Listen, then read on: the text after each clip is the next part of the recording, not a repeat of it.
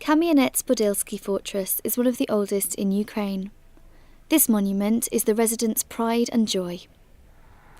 While the Ukrainians are deeply attached to their history and their heritage, there are vestiges of the past that they would happily see consigned to the flames. Along with the withdrawal of Soviet forces from other countries of the Warsaw Pact, a huge amount of weapons and ammunition were withdrawn from these countries.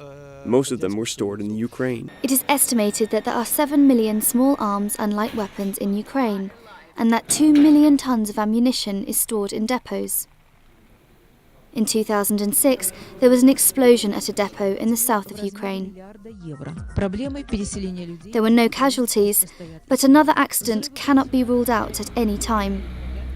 People living in the Ukraine are anxious. People around are afraid of this extra ammunition. We know that a lot of unserviceable weapons are in our country. It's awful to live in a country when you know how many old weapons and ammunition are kept in the military base. So that Ukraine can eliminate these military leftovers, NATO has been providing help for some years by means of a trust fund.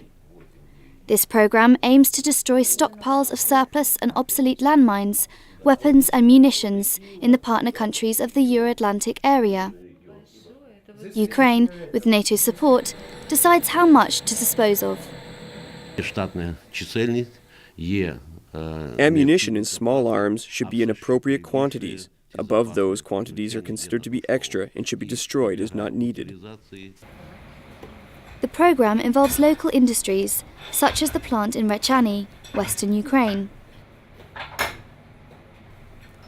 This plant was set up just next to the ammunition storage facility, as they have to be moved with great care. Infrastructure existed before the programme started. Thanks to the NATO Trust Fund managed by NSPA, the NATO support agency, productivity has increased substantially. Today, the plant can destroy up to 50 tons of ammunition per day.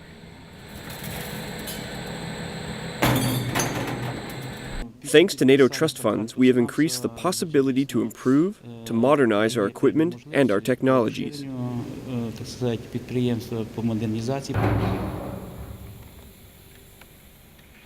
The staff are focused on their work.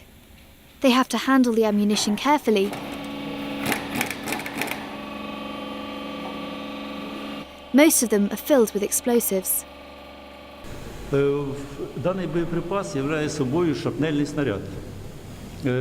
these shells, there are explosives. So in the case of a shell exploding, it will greatly harm many personnel. The employees are selected because of their reliability and vigilance. Each stage is controlled and strictly regulated. Vigilance is also essential at Kamianets-Podilsky, south of Rechany, where the personnel in this plant destroy small arms and light weapons.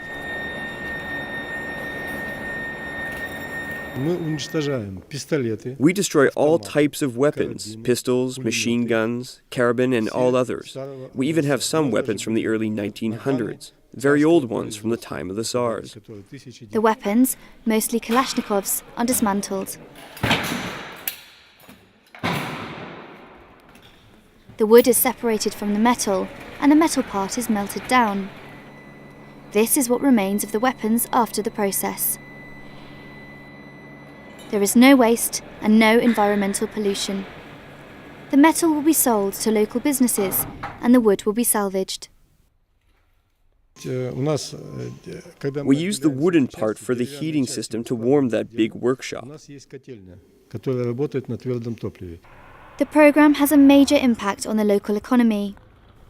It supports people in industries, having created more than 100 jobs. This is a NATO Channel report.